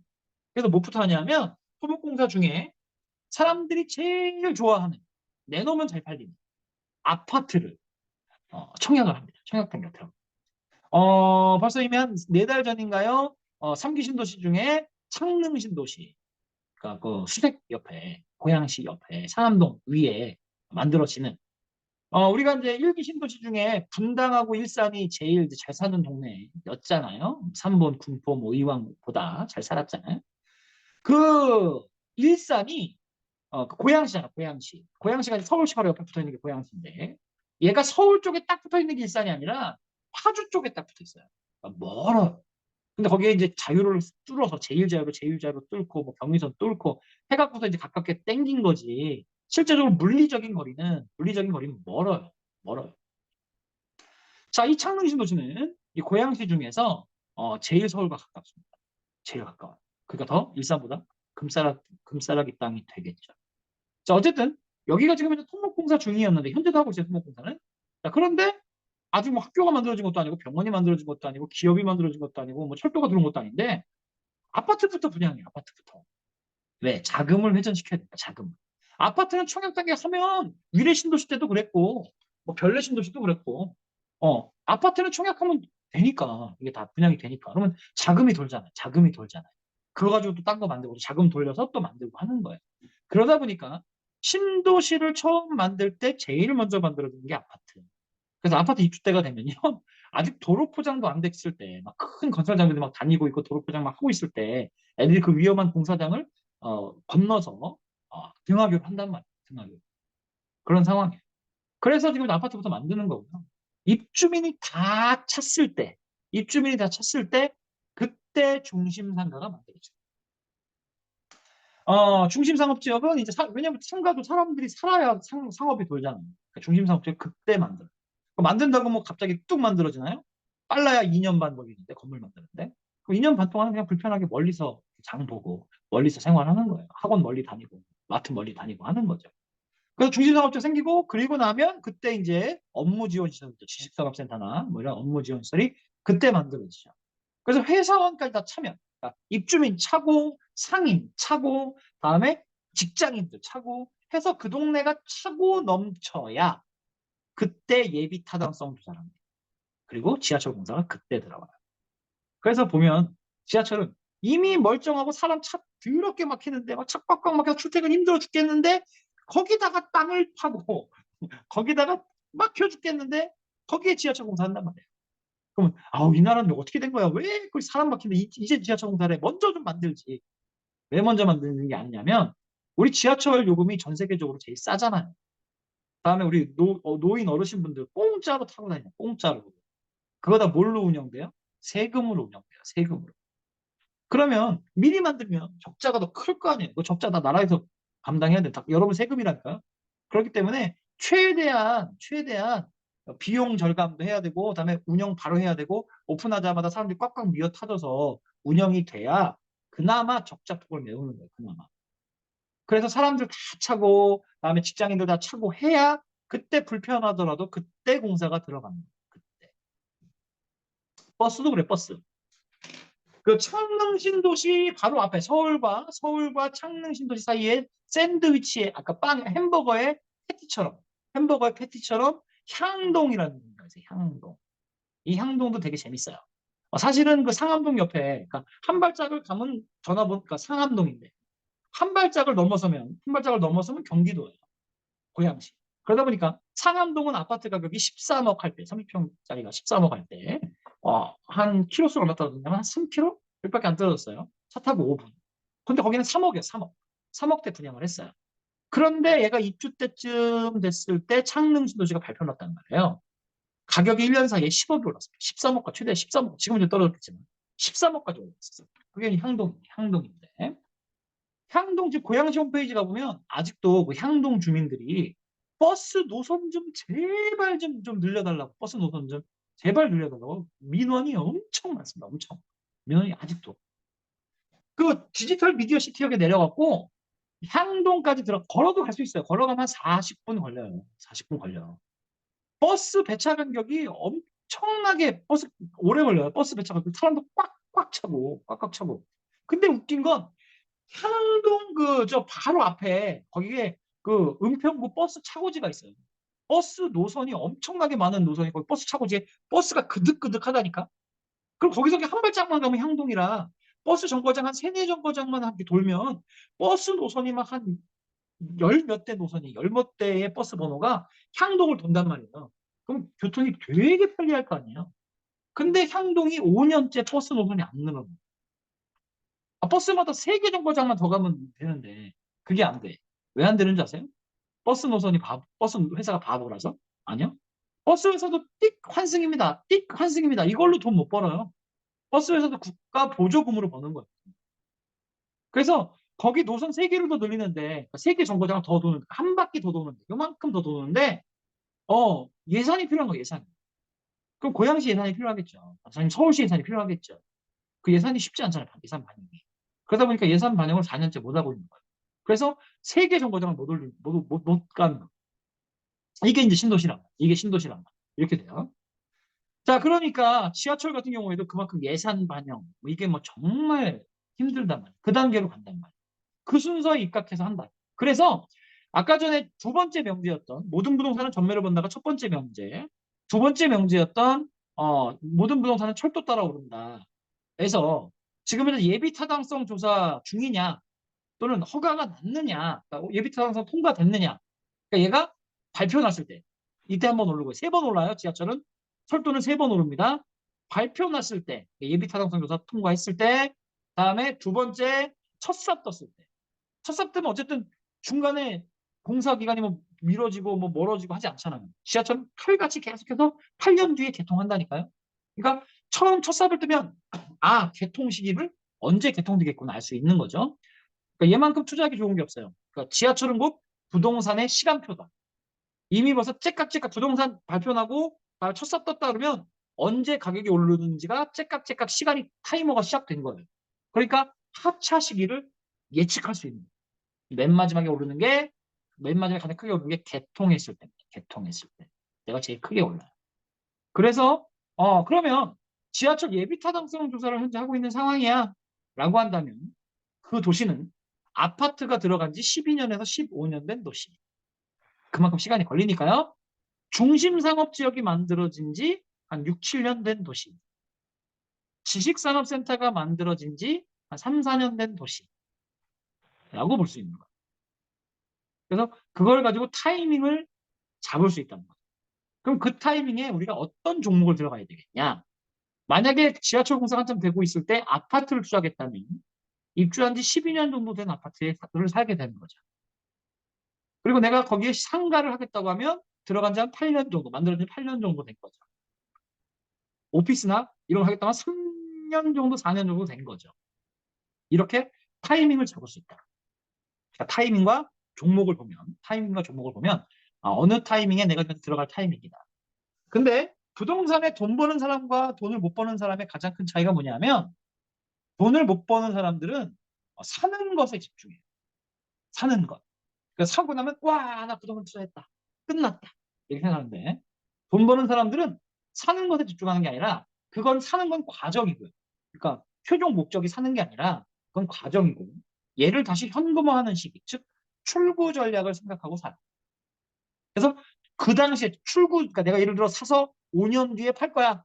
그럼 5년 뒤에 가치가 있는, 5년 뒤에 잘 팔리는 물건을 사겠죠. 그다음에 2년 뒤에 내가 얘를 팔 거야. 그럼 2년 뒤에 잘 팔릴 수 있는 물건을 사겠죠. 이렇게 관점이 달라져요. 그런데 사는 것에 목적을 두면 그 똑같은 종목 중에 제일 싼 거 산다. 제일 싼 거. 사는 게 목적이면 가격 비교밖에 안 해. 가격 비교. 가치 비교가 아니라 2년 뒤에, 5년 뒤에가 어떻게 될 거냐 이걸 보는 게 아니라 지금 당장 현 시점에서 제일 싼 걸 찾는 거예요. 그럼 나중에 애물단지가 돼요. 부동산에서 싸고 좋은 건 없어요. 싼 게 비지떡이고 비지떡은 애물단지입니다. 그렇게 된다. 보시면 되겠어요. 자, 사전 지식단 말씀을 드렸고요. 그렇다면 오늘의 주제 위기는 기회라고 하는데 그럼 이 기회를 어떻게 잡아야 되느냐? 이 말씀을 드리기 위해서 사전 재료들을 요리를 다 했다. 이게 다 넣고 끓이기만 하면 된다. 그럼 이제 오늘의 주제가 딱 여러분 머릿속에 들어오시게 될 겁니다. 자, 현재 시점을 놓고 보면 기존과 다른 걸 찾아야 되겠죠. 여태까지 기존과 같은 역사들, 또 반복됐던 공식들, 부동산의 기본들을 말씀드렸는데, 자, 정세 판단을 하려면 기존과 다른 걸 찾아야 되겠죠. 기존과 다른 건 단 하나밖에 없어요. 뭐냐면 대출을 받으면 이자가 세더라. 그거예요. 그거 하나예요. 대출을 받으면 이자가 세더라. 그러면 여러분의 선택지는 금리가 높아? 그럼 은행 이자를 많이 주네. 그럼 은행에다가 돈을 저축하는 게 답이네. 은행에다 저축해야지. 혹시 지금 여기 들어와 계신 분 중에 그렇게 생각하시는 분 안 계시죠? 그럼 큰일 납니다. 안 됩니다. 많은 투자자들이, 특히 부자들이요, 은행에다 돈 넣어놓는 거 별로 안 좋아해요. 돈은 굴려야지. 돈을 왜 은행에다 넣어요? 돈은 굴르는 거예요. 자, 은행 이자요. 저도 뭐 긴 인생 산 건 아닙니다만 반백년 살면서 물가 상승률보다 은행 이자 더 주는 거 본 역사가 없어요. 금리 왜 올려요? 금리 왜 높여주나요? 뭐 한국은행 총재가 기분에 따라서 올려주고 기분에 따라 내려주나요? 그렇지 않고요. 물가가 올라가니까, 물가가 엄청나게 올라가니까, 그냥 있으면 은행에 있는 돈이 다 물가가 올라가니까, 그러니까 물가가 올라간다는 거 반대 얘기가 뭐예요? 앞으로 여러분들 물가가 올라갔다, 물가가 떨어졌다라고 얘기하지 마시고요. 부동산 하시고 경제를 좀 아시고 돈을 굴리시겠다 하시는 분은 물가가 올라간다는 표현이 아니라 뭐라고 얘기하냐면 현금의 가치가 떨어졌다라고 표현하셔야 돼요. 물가가 올라간다는 얘기는 내가 쓸 수 있는 한정된 재화로 살 수 있는 물건의 양이 줄어드는 거예요. 그 얘기는 돈의 가치가 떨어지는 거예요. 그러니까 은행에다가 넣어놓는 돈은 돈이지 물건이 아니잖아요. 돈이잖아요. 그럼 그 넣어놓으면 돈의 가치가 떨어지는데 그러니까 이자를 더 주는 거예요. 돈의 가치 떨어지면 떨어지는 것만큼 채워줄게. 돈의 가치가 떨어지는 것만큼 채워줄게. 이게 은행 이자라고 보시면 돼요. 근데 안타깝게도 이 물가 상승률 생기는 것보다 물가 상승 되는 것보다 은행 이자가 작게 줍니다. 근데 대출 이자는 물가 올라가는 것보다 더 높게 받지. 거기서 생기는 이 갭을 가지고 은행이 돈을 버는 거예요. 그 갭을. 그래서 그 어느 때보다 은행이 지금 돈 엄청 많이 벌고 있어요. 이미 대출은 막 부동산 확산기 때, 뭐 과열기 때 엄청나게 다들 대출 받아서 부동산 투자잖아. 많이 받아갔잖아. 저리로. 근데 전부 다 이게 변동금리란 말이야. 그 지금 금리 올라갔죠. 가만히 앉아서 이 금액의 차이 때문에 이자가 2배, 3배 늘어났으니까. 그럼 이자가 2배, 3배 늘어났다는 얘기는 은행이 버는 수익이 2배, 3배 늘어났다는 얘기야. 아우, 호재죠. 예. 그래서 은행 좋은 일 시키지 마셔라. 라고 말씀드릴 수 있어요. 자, 그러면, 부동산 투자가 현재 대출 금리가 높다라는 게 기존과 다른 거죠. 그러니까 방법은 두 가지가 있죠. 방법은 두 가지가 있어요. 첫 번째, 대출 받지 않고 내 돈으로, 내 알돈으로 다 산다. 돈 많은 사람 얘기, 돈 많은 사람 얘기죠. 그 부동산 규제하면서 원래는 전매 제한하고요. 전매 제한. 다음에 두 번째 대출 규제. 원래 두 개밖에 없었어. 근데 이번에는 세금을 때려버렸죠. 27번 받고 세금 때렸죠. 그런데 전매 제한 시켰죠. 다음에 대출 규제했죠. 다음에 세금 때렸죠. 그래서 누가 고통받았어요? 부동산을 막 엄청나게 많이 가지고 있는 자산가들이 고통받았나요? 아니요. 서민만 고통받았어요. 집 두 채, 세 채가 싼 거 두 채, 세 채 가지고 있는 사람들만 고통받았어요. 왜? 이미 벌써 부동산 많이 굴리는 사람들이요. 부동산 투자비 금액이 장난 아니에요. 은행 대출 못 받아요. 은행 대출 못 받고 자기 돈으로 투자하는 거예요. 자기 돈으로. 그래서 대출 상관없었어요. 다음에 어차피 세금은 최고 세율 구간이 있어요. 어차피 그 사람은 최고 세율 이미 돌파한 사람들이라서 세금 아무리 올려봤자 아무 영향 없어요. 그래서 강남 부동산이 안 잡혔던 게 그래서 안 잡혔던 거죠. 자, 기사를 좀 찾아보시면 그 군인공제회 있습니다. 군인공제회.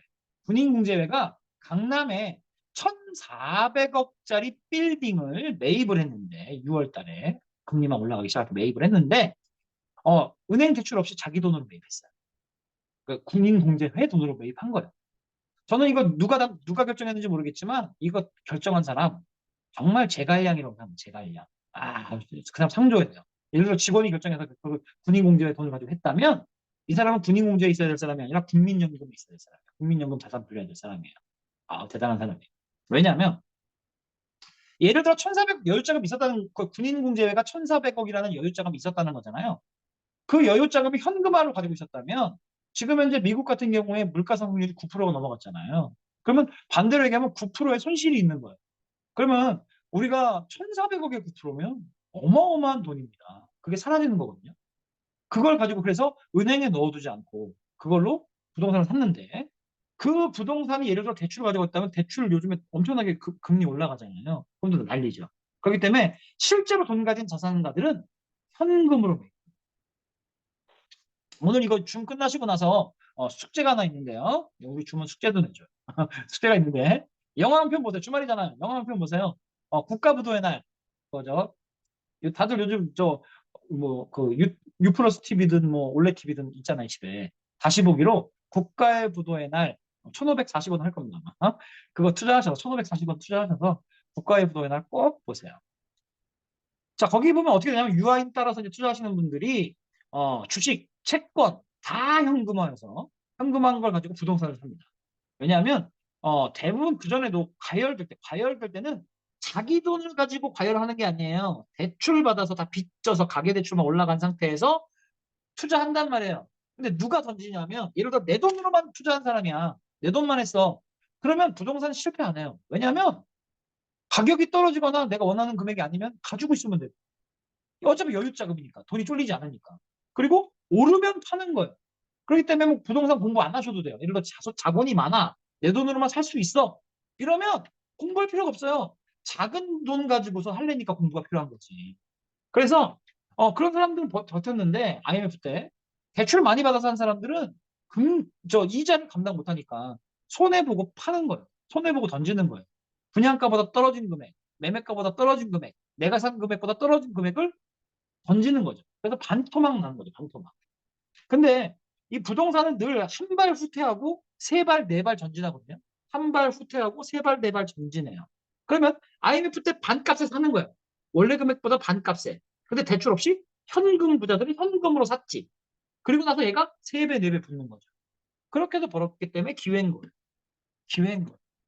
자, 지금 현재 저랑 얘기 듣고 계시는 우리 선생님들 돈이 많으세요? 그럼 어떻게 해야 돼요? 지금 가격 많이 빠졌죠? 가격 많이 빠진 거에 물건을 사면 됩니다. 이게 기회죠. 그 뉴스에서 어디 가격이 제일 많이 떨어졌대요? 요즘 맨날 두드려 맞는 데 있죠. 송도. 송도. 근데 언론 믿지 마세요. 왜 언론 안 하냐면요. 정부에서도 마찬가지지만 어디가 뭐 개발된다라고 하면요. 어떻게 되냐면 거기가 뭐가 생기냐면 뭐 핵폐기장이 생긴다. 뭐 쓰레기장이 생긴다. 뭐 이런 유언비어거든. 큰일 났다. 그동안 떨어진다. 그래서 가격이 떨어져요. 떨어지고 난 다음에 대기업들이나 이런 데가 투자 들어. 그러니까 소문이 그렇다니까요. 자, 송도가 왜 소문이 이렇게 나오고 있냐면 또 다른 뉴스 찾아보세요. 삼성에서 그 바이오 산업에 투자를 하는데 그동안 반도체가 주목거리였잖아요. 바이오에 투자하는데 어디에? 송도에. 얼마? 7조. 그래서 지금 현재 그렇게 되고 있는 거라서 지금 현재 가격이 많이 빠졌어요. 송도에 원래 뭐 30평대 아파트 살려고 그러면 10억이 다 넘었거든요. 기본. 아무리 후진자도 10억이 넘었거든요. 지금 7억대 물건들 많습니다. 그거 사시면 2배 이상 올라갑니다. 14억 이상 된다는 거. 원래 이상은 회복돼요. 왜? 일부 후퇴하고 세배, 네배 전진하니까. 그래서 돈 있으시면, 현금 있으시면 대출 받지 말고, 송도의 아파트를 사셔라. 자, 근데 이제 아니야, 나 공부 열심히 해야 돼. 왜? 자본이 얼마 없어. 작은 자본으로 할 수 있는 걸 원해.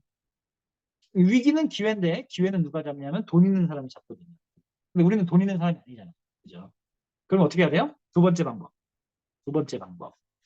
결국 대출이 문제인 거잖아요. 대출이. 우리가 부동산을 관망하고 있는, 앞으로 분명히 오를 건데, 분명히 오를 건데, 우리가 투자를 못하는 이유는 대출 이자가 감당이 안 되겠다. 대출 이자가. 그럼 어떻게 해야 돼요? 대출 이자 안 내면 되죠. 뭐가 안 내요? 뭘로 안 낼 수 있어요? 바로 분양권을 사시면 됩니다. 중도금을 무이자로 해줘. 중도금 무이자로 해주는, 걸 하셔라. 중도금 무이자로 하는 걸 하셔라. 그게 두 번째 방법입니다. 대신에 싼 걸 찾지 마셔라. 싼 걸. 왜냐면 사고 입주하는 게 중요한 게 아니라니까요. 입주하는 게 중요한 게 아니라니까요. 손을 터는 게 중요하죠. 손을 터는 게 중요해요. 회전시키는 게 중요하죠. 부동산이라는 건요. 내가 100억 원대 부동산 자산이 있어도 내 호주머니에 5천 원이 없으면 점심을 굶어야 됩니다. 그죠? 그게 유동자산과 부동자산. 이걸 나눌 줄 알아야 돼요. 부동산은 돈을 벌려면 유동자산을 부동자산에 넣었다가 거기에 시간이 들어가죠.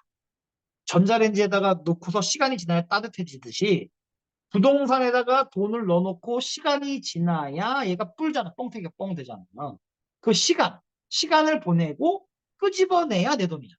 끄집어내야 내 돈이잖아. 그죠? 그렇기 때문에 중요한 건 사는 게 중요한 게 아니에요. 끄집어내는 게 중요한 거예요. 그래서 이거를 전자레인지에다 밥을 넣고 2분 만에 끄집어낼지 5분 만에 끄집어낼지 이걸 결정하셔야죠.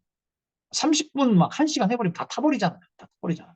그렇기 때문에 끄집어내는 타임이 중요하다. 끄집어내는 타임이 훨씬 중요하다. 사는 것보다. 그래서 될 만한 물건을 하셔야 돼요. 그러면 자, 지금 현재 분양하고 있는 거는 이제 공사 기간이 한 2년 반 정도가 남았을 거라.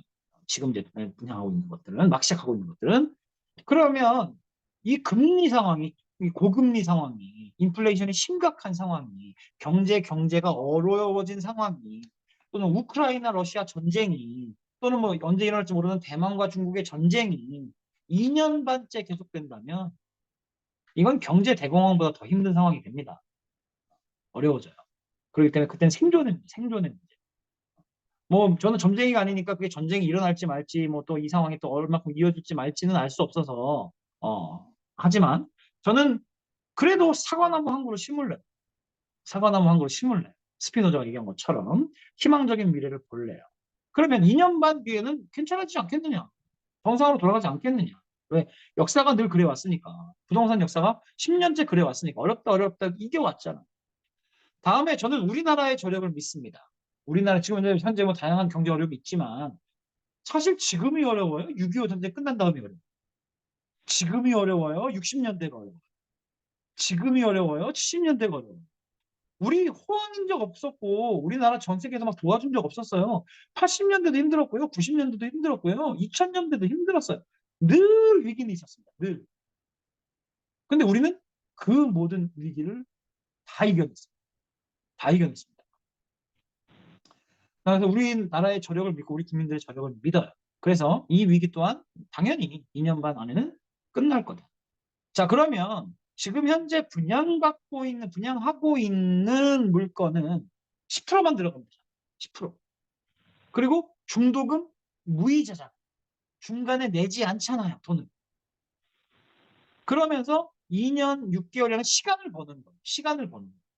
은행에다 돈 넣어봤자 물가 상승률보다 3% 적은 이자밖에 안 주잖아요. 지금 기존 은행들이 한 4%대 정기 예금들이 있는데 왜 4%냐면 물가 상승률이 7%거든요. 그래서 4% 주는 거예요. 제2금융권 가야 이제 6% 주는 거죠. 그렇기 때문에 거기 넣으면 어쨌든 내 돈은 3%가 까진다는 거예요. 그렇기 때문에 차라리 그렇지 않고 분양시장에다 넣으면 내가 1억을 분양시장에다 넣으면 내 돈의 가치는 10억의 가치로 올라가죠. 10억짜리 살 때 1억이 필요하니까. 그러면 이게 물건이 1억짜리 물건이 2년 반 사이에 올라가는 게 아니라 10억짜리 물건이 2년 반 사이에 올라가잖아요. 그렇기 때문에 은행이자보다 무조건 훨씬 큽니다. 예를 들어 내가 3천만 원이 그러면 은행에다가 돈 넣어놓으면 3천만 원에 대한 이자만 주지만 분양을 받으면 중도금 무이자예요. 이거 물건을 찾아서 물어가면 3억짜리 살 수 있잖아. 3억짜리가 2년 반 사이에. 지금 현재 막 과열기도 아니고 반드시 침체기 다음에는 회복기가 오나요. 회복기 다음에는 다시 성장기가 오고요. 성장기 다음에 확산기가 오고 확산기 다음에 과열기가 오고 과열기 다음에 침체기가 오는 게 10년에서 14년 주기로 돌고 있단 말이에요. 그럼 지금의 위치는 침체기의 끝판에 있잖아요. 그렇기 때문에 이제 회복기가 됐습니다. 그럼 여러분 언제 팔아야 되느냐? 내 부동산을 누군가가 사줘야 돈이 되는 거지. 예를 들어서 내 부동산이 한 20억이 올랐어. 그래서 기분이 너무 좋아. 근데 내가 원하는 타임에 안 팔려. 누가 지금 현재 10억에 산 게 20억이 돼서 30억이 돼서 20억이 올랐는데 그걸 누가 사주냐? 안 사주잖아. 그러면 나는 30억짜리를 가지고 있어서 기분은 좋지만 돈이 없다니까. 세금만 많이 내는 거지. 보유세. 30억에 대한 보유세 내야 되는 거죠. 그렇기 때문에 팔릴 타임에 팔아야 돼요. 최고점 뭐 상투까지 올라간다고 있으면 안 돼.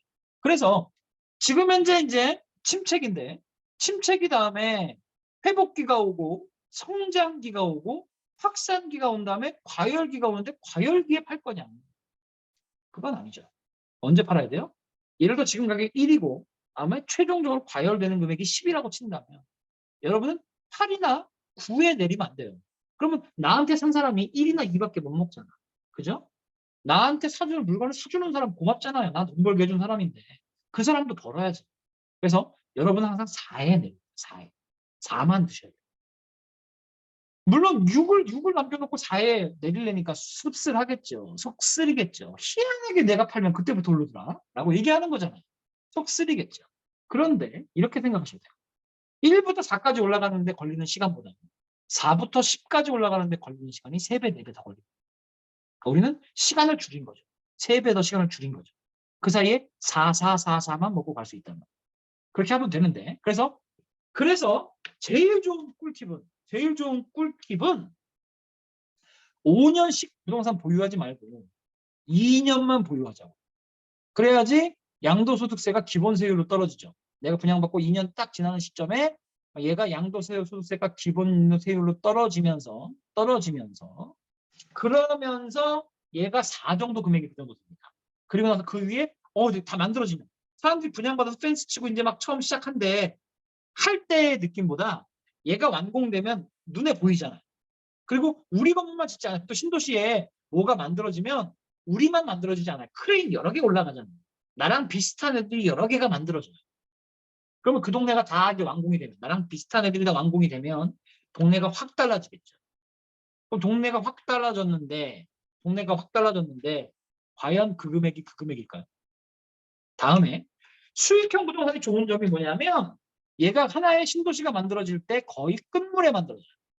그래서 신도시가 이제 중심 상업 지역이 거의 이제 완공될 때쯤이 되면 한참 지하철 예비 타당성 조사가 된다 만다 이렇게 얘기가 나와요. 그리고 내가 전매할 때쯤에 제일 나이스한 건 지하철 공사가 첫 삽을 뜬 상황이 되거나 아니면 적어도 예비 타당성 조사가 통과된 상태가 된다면 지하철 3번 오른다 그랬잖아. 그 오른 금액으로 내가 분양받은 것보다 비싸게 팔 수 있단 말이죠. 그리고 예비 타당성 조사가 통과되거나 첫 삽을 뜨면 그때부터 수요자들이 움직여요. 그래서 내가 전매가 될 확률이 높아지는 거죠. 전매가 될 확률이 높아지는 거죠. 자, 그러면 3억짜리 물건. 지하철 공사가 말이 없다가 지하철 공사가 확정되거나 지하철이 첫 삽이 떴을 때쯤에 판다면 과연 3억짜리가 3억 4천, 3억 5천만 갈까요? 그렇지 않겠죠. 기본적으로 5억 이상 벌어진다는 말이죠. 그럼 5억 이상 벌어진 걸 가지고 나 3억 가지고서 예를 들어 이거 5억이 됐어. 3억짜리가 5억 되면요. 뉴스에 안 나와요. 향동처럼 여러분 향동 3억짜리가 13억 됐다는 얘기 들으셨나요? 뉴스에 조금 나왔는데 많이 안 나와요. 조금 나왔는데 이걸 알고 계신 분은 부동산 정보에 밝으신 분이고 이걸 모르시는 분들은 대다수 분들이에요. 그러면 3억짜리가 13억이 돼도 이렇게 모르시는 분들이 계신데 과연 3억짜리가 5억 됐다고 해서 소문 나요? 소문 안 나요. 크게 번 게 아니에요. 크게 번 건 3억짜리가 13억이 되고 3억짜리가 15억이 돼야 크게 버는 거예요. 그러면 조금 벌었다고 치자고요. 3억짜리가 5억 됐어요. 2억 벌었다고 치자. 2억. 에이 원대한 말 믿고 투자했더니 원대한 저 사람 말 믿고 투자했더니 에이 3억짜리 했는데 5억밖에 못 벌었네. 뭐 이러실 건가요? 실제로 여러분이 투자하신 건 3억이 투자한 게 아니라 3천만 원 투자하셨잖아요. 3천만 원. 3천만 원 투자해서 2억 벌었으면 나이스한 거 아니에요? 다음에 우리가 왜 조금씩 벌어야 되느냐? 2억 벌면 양도소득세가 싸요. 막 5억, 6억, 막 10억 벌어야 양도소득세 50%씩 되지. 2억 벌면 세 테크가 가능하다고. 그래서 설사 여기 돈이 3억이 있는 분이 있다고 쳐요. 3억 있으면 에이 3억짜리 그냥 하나 대출 안 받고는 하나 살래. 3억짜리 하나 살래. 이분이 만약에 분양권으로 들어온다고 하면 3억 가지고 10채를 삽니다. 10채. 10%만 있으면 되니까. 그리고 10채를 전매해요. 그럼 한 채당 2억씩 차익을 봐요. 그러면 20억 버는 거잖아요. 3억 가지고 20억 버는 거죠. 그러면 3억짜리가 5억, 남들은 3억짜리 산 사람은 5억 벌어서 2억 벌었는데 대출 없이 3억짜리 사서 5억 돼서 2억 벌었는데 내가 분양권 전매로 들어온다고 치면 3억 가지고서 20억을 20억. 근데 세금은 20억이 되면 안 내잖아요. 쪼개쪼개 샀으니까 뭐 하나 몰빵으로 사는 거 아니잖아요. 그 지역에 쪼개쪼개 사는 거잖아요. 그러니까 세금 퍼센트를 확 낮출 수 있어요. 확. 세테크가 가는 거죠. 이게 좋은 전략이죠. 그럼 여기서 이제 여러분 걱정거리가 하나가 남을 거예요. 걱정거리가 하나 남을 거예요. 뭐냐면 나는 지금 전매를 하려고 3억이라는 자산을 가지고 10개를 저질렀는데 얘가 전매가 안 되면 어떡해? 그럼 입주 내야 되잖아. 입주 잔금 내야 되잖아. 내가 가진 돈은 3억이었는데 3억을 10채를 샀단 말이야. 근데 입주 잔금이 없잖아. 근데 전매가 안 되면 어떡해? 큰일 나잖아. 돈 날 뛰는 거 아니야. 3억 날리는 거 아니야. 그죠? 그것도 전술이 있죠. 전략과 전술이 있습니다. 그렇기 때문에 싼 걸 찾는 게 아니라 잘 팔릴 수밖에 없는 랜드마크를 사시면 됩니다. 그 지역의 랜드마크라 하면 그 지역의 대장주고요. 그 지역의 가격을 오르고 내리는 걸 결정하는 거예요. 그런데 그 지역에 여기 사실 때 저 낡은 지역 살 거 아니잖아요. 우범 지역 뭐 이런 거 살 거 아니잖아요. 신도시 살 거 아니에요. 신도시가 막 한참 만들어지고 지하철이 들어올 정도인데 거기에 대장주가 과연 미분양이 날까요? 거기에 랜드마크가 과연 전매가 안 될까요? 없어서 못 샀는데 그런 걸 사시면 되죠. 그런데 랜드마크를 하면 세대수가 뭐 50세대, 100세대, 200세대 되지 않을 거 아니에요. 랜드마크는 세대수가 무조건 많잖아요. 그러면 많은 세대와도 경쟁을 합니다. 많은 세대와도 경쟁을 해요. 그럼 어떻게 하면 돼요? 그 세대 중에 제일 싼 거 찾지 마시라니까요. 그 세대 중에 제일 좋은 자, 전망 제일 좋고, 그다음에 위치 제일 좋고, 누가 봐도 괜찮은 자. 사람들이 쓰면 비슷하거든요. 기왕이면 다홍치마. 다홍치마. 랜드마크를 찾으시는데 그 랜드마크에서 기왕이면 다홍치마를 찾으셔라. 비싸도. 비싸도. 뱀의 꼬리 사지 마시고, 용의 꼬리 사지 마시고, 뱀의 머리를 사셔라. 라는 거. 그렇게 하시면 돼. 그런데도 전매 걱정이 돼. 그런데도 전매 걱정이 돼. 그러면 이건 원대함만 알려드리는 기가 막힌 꿀팁을 알려드립니다. 기가 막힌 꿀팁. 그죠? 자, 화장빨 만듭니다. 화장빨. 얼굴이 못생겼으면 화장시키면 돼. 예쁘게 모델처럼 화장시키면 돼.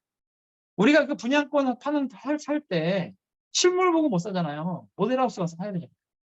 모델하우스는 모델이에요. 가면 홀려요. 유니트가 너무 예뻐요. 인테리어가 기가 막힙니다. 그래서 우와 하고 사잖아요. 너무 좋잖아요. 근데 이제 입주 때 돼서 이제 완성돼서 가보면 쌩얼이죠, 쌩얼. 화장 안 돼 있잖아요. 처음에 선보러 나갔을 때 막 풀 메이크업을 해갖고 막 미용실 갔다 오고 막 해갖고 막 너무 예쁜데 첫날 밤 딱 보내고 이제 딱 얼굴 딱 벗겼는데 어머 누구세요? 이렇게 되잖아요. 처음 보는 사람이잖아요. 처음 보는 사람이 옆에 앉아 있잖아요. 그죠? 그것처럼 모델하우스는 풀 메이크업이에요. 모델하우스는 풀 메이크업인데 입주되면 입주하면 쌩얼이잖아, 쌩얼. 되게 낯설잖아. 예를 들어 1000세대짜리 랜드마크에 들어갔다고 쳐요. 1000세대짜리. 그럼 이 1000세대가 경쟁인데 1000세대끼리가 경쟁인데 1000세대끼리가 얘네들이 전부 다 팔릴 때는 처음에 막 분양될 때는 풀 메이크업이었다. 풀 메이크업. 근데 1000세대가 전부 다 쌩얼이에요. 1000세대. 근데 여러분이 가지고 있는 호실이 혼자만 풀 메이크업을 하고 있다. 1000세대 중에 제일 이쁘지 않겠어요? 미스코리아 진한다니까. 미스코리아 진. 1등이라니까. 그럼 얘가 과연 안 팔릴까? 팔린단 말이에요. 그래서 저희와 함께 하시는 분들은 예를 들어서 투자 자금이 있어. 그 투자 자금 중에 인테리어 비용을 빼고 투자합니다. 무조건 비싼 거 하세요 하지 않아요. 반드시 인테리어 비용을 뺍니다. 그리고 저희 같은 경우에는 추천드리는 게 그 잘하는 물건을 추천드리기 때문에 거기에 모델하우스를 어디 업자가 어떻게 인테리어를 어떤 자재를 했는지를 조사를 다 합니다. 그래서 저희와 함께 사시는 분들 또는 저희가 추천드리는 거 사시는 분들에게는 그 소스를 다 드려요. 그리고 공동으로 그래서 우리가 함께 모이는 거 얘기하는 거예요. 아까 인사했을 때 모이자 얘기했잖아요. 모이자. 혼자서 인테리어를 하잖아요. 혼자서 인테리어 비용 비싸잖아요. 근데 한 10명이라도 20명이라도 100명이라도 모이면 공동 구매가 가능하죠. 그래서 모델하우스하고 똑같이 만들어요. 똑같이. 그러면 1000세대 분양된 거 중에 저희와 함께 하신 분들이 100명이라고 치면 100개만 풀 메이크업이 돼요. 100개만. 그러면 제일 좋은 랜드마크에 제일 좋은 호실들을 하는데 제일 좋은 호실이 모델하우스와 똑같아요. 과연 전매가 안 될까요? 무조건 전매. 그렇기 때문에 대출 잘 나오는 80% 90%까지 나오는 거에 10% 금액만 가지고 중도금 이자가 발생하지 않으면서 그럼 투자비 10분의 1로 낮출 수 있죠? 거기에 인테리어 비용만 살짝 더해서 인테리어 화장 쫙 시켜주고 나서 그리고 나서 얘를 매매한다? 무조건 매매. 그런 게 전략이다라고 말씀드릴 수 있습니다. 그러면 위기 상황에 금리가 얼마가 올라가든 상관없잖아요. 그죠? 이런 게 디테일의 차이고 전략의 차이다라고 말씀드릴 수 있겠습니다. 자, 오늘 강의는 여기서 마치도록 하겠고요. 여러분 혹시 궁금한 점 있으시면 질문해 주시면 답변드리겠습니다.